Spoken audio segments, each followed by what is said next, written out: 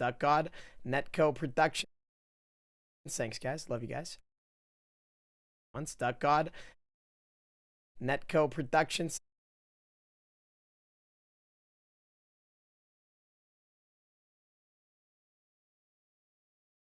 Okay, guys, you may have just heard that, and yes, Steak actually said my name. But what? Okay, yeah. I remember, and I don't want to like spoil anything. I just don't want to like know about it. I just wanted to say that he actually said my name, and I'm actually freaking out right now. But yeah, that's all I'm gonna have to say. So yeah.